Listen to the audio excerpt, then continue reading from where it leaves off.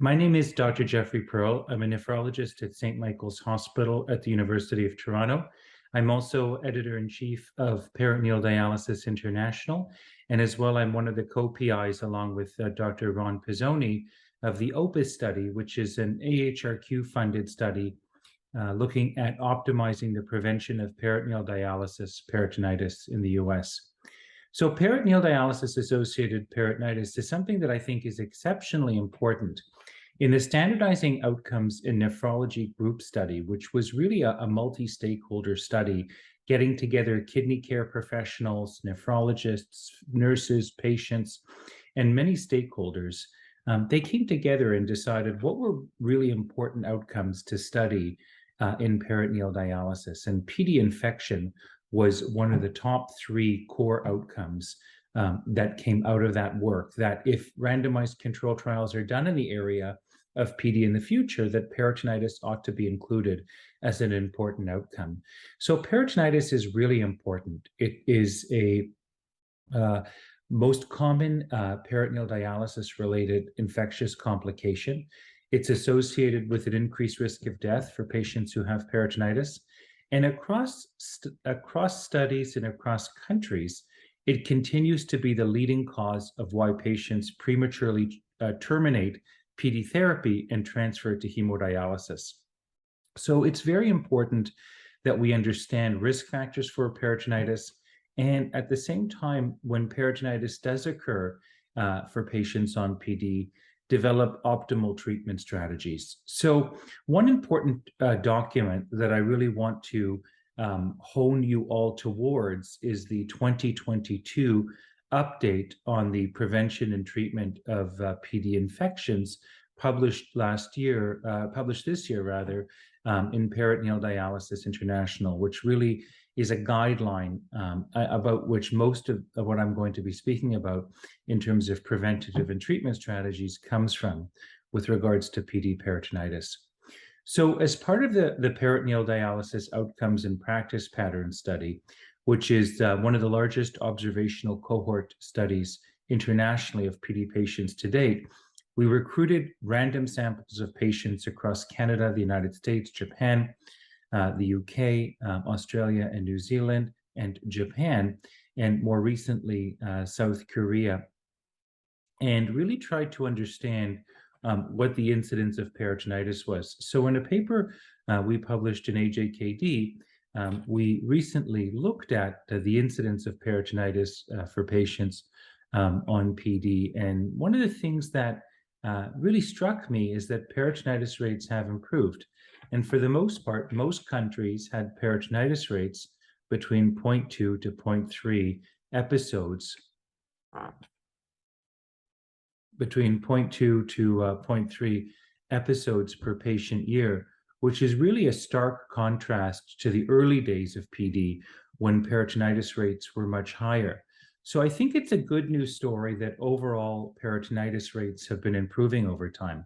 I think some of the factors that are responsible for that are our connectology, the way in which patients make exchanges today are using a lure lock technology, flush before fill, and we have much more adapted technologies when we're making the connections to do so in an aseptic way. So I think that's made us come a long way from the old days of PD when peritonitis rates were a lot higher.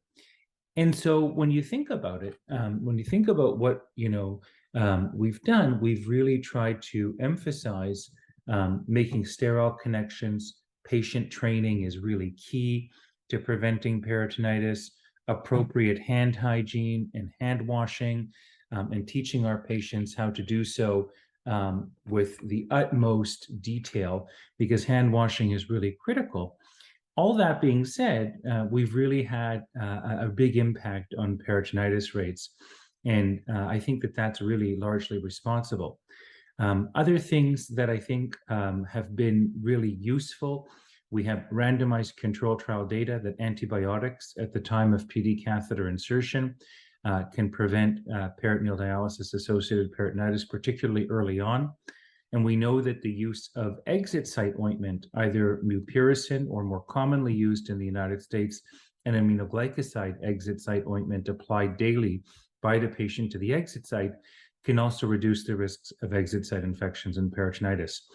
And in the United States, I think aminoglycosides are more commonly used because of a randomized controlled trial carried out by Beth Pereno and Judy Bernardini from the University of Pittsburgh, where patients were randomized to mupirocin or gentamicin with lower rates of exit site infections and peritonitis, particularly due to gram-negative and pseudomonal organisms. And I think that's why that evidence is taken up so much more strongly than in other parts of the world where mupirocin is still used. And so the ISPD in the guidelines do give some flexibility about the use of an exit site ointment or cream being mupirocin or aminoglycoside.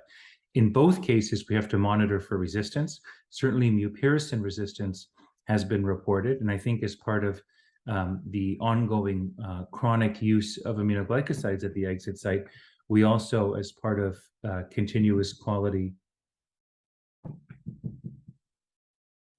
improvement initiatives, need to also monitor for emerging aminoglycoside resistance. So those are some of the things that I think are a really win story for PD peritonitis. The fact that rates are lower, exit site prophylaxis is key, antibiotics at the time of catheter insertion, hand hygiene, patient training is really key. All that being said, we're still left with a problem. And so in a follow-up paper, we looked at reasons why patients depart PD, and despite improving peritonitis rates, there still is a problem that peritonitis is the leading cause of why our patients terminate PD therapy. So why then have peritonitis rates improved, but yet still we face an ongoing challenge with a higher, still a leading cause of why patients leave the therapy is PD peritonitis. And so I think one has to look at the fact that I think what we've done a really good job of doing is reducing many of the organisms like coagulase negative staph and Staph aureus and diphtheroids that are associated with touch contamination events, and improving our technique has certainly reduced the risks of gram-positive infections.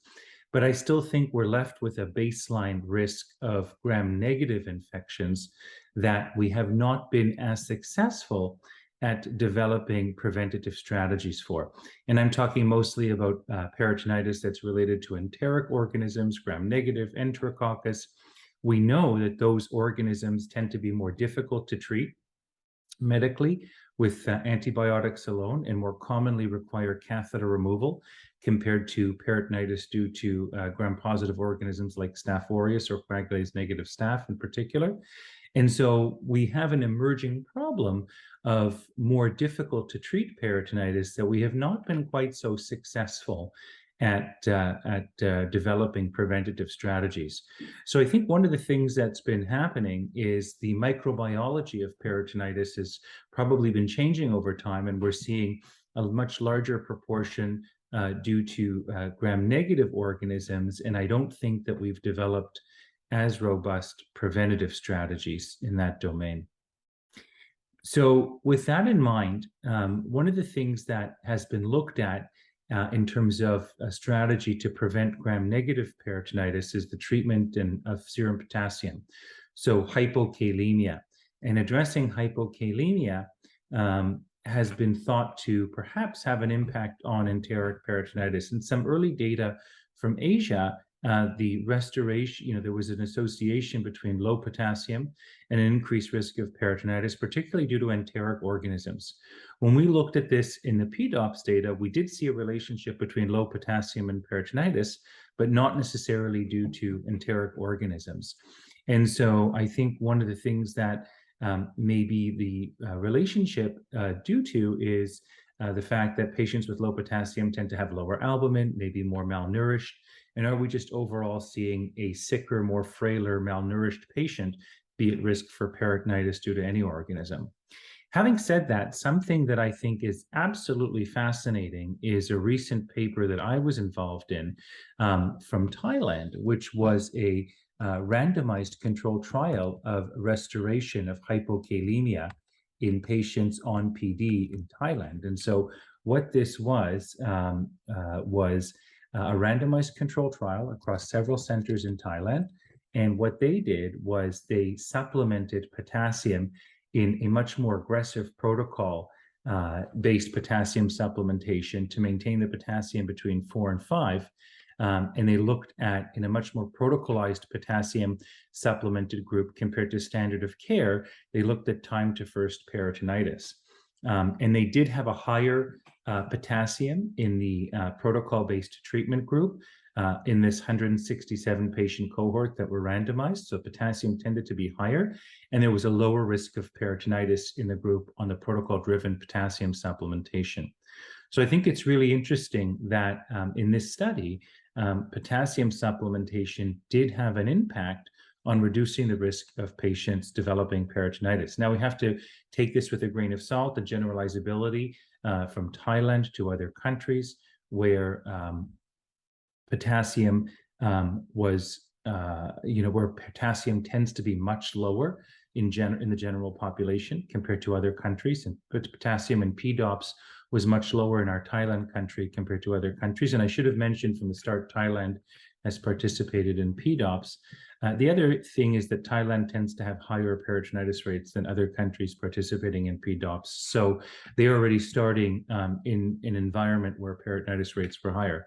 Nevertheless, I think it's really interesting data, and it does suggest that potassium may be an important therapeutic, and we should be paying attention to and being perhaps a bit more aggressive at potassium supplementation in our hypokalemic patients on PD. So I think that that's an important point. In terms of trying to reduce the risk of enteric or gram-negative organisms, I still think we need to continue to think about developing preventative strategies targeting these. Another emerging concern in gram-negative and enteric organisms is resistance. ESBL is becoming an important player in terms of emerging resistance to traditional antimicrobial therapy, CPE, the so-called SPICE organisms with inducible beta-lactamase resistance. And so I think what another piece of the puzzle in trying to make sure that we appropriately treat peritonitis and have higher rates of treatment success is actually making sure that we're using the right antibiotics in the context of emerging resistance with carbapenems if appropriate. And interestingly, in the PDOP study where we looked at peritonitis outcomes, we found that in centers where empiric gram-negative therapy involved either ciprofloxacin or an aminoglycoside compared to third-generation cephalosporin, looked like there were higher rates of treatment success. And does that relate to the pharmacokinetics of these drugs in the peritoneal cavity being more successful, or is it related to emerging resistance? And that could not be discerned from that study. But it does, to me, suggest that we avoid aminoglycosides quite a bit because we're concerned about nephrotoxicity. But I think there may be some interesting data that suggests that treatment with aminoglycosides may be associated with better resolution of peritonitis.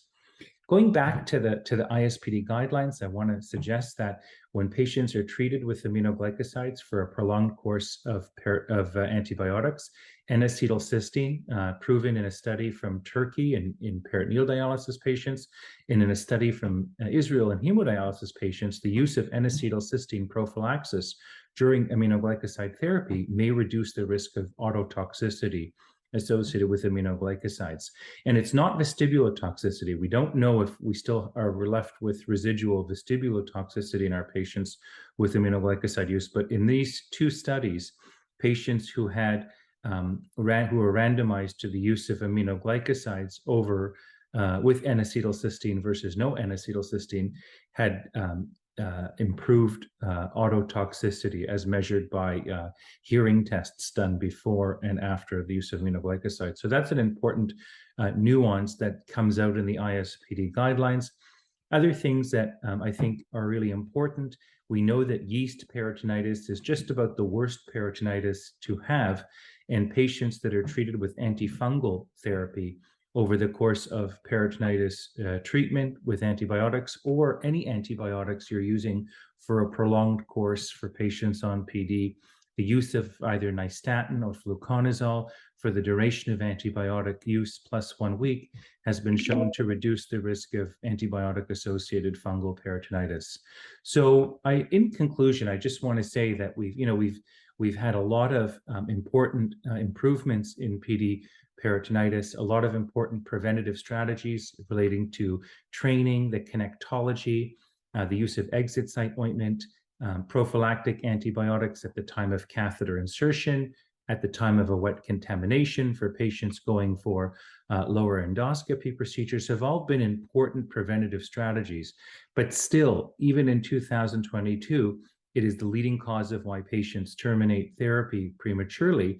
And we need to develop even more robust preventative strategies, particularly targeted at more challenging organisms like gram-negative and enterococcus, and preventative strategies for fungal peritonitis, which we already have talked about, prophylactic antifungals for prolonged courses of antibiotics.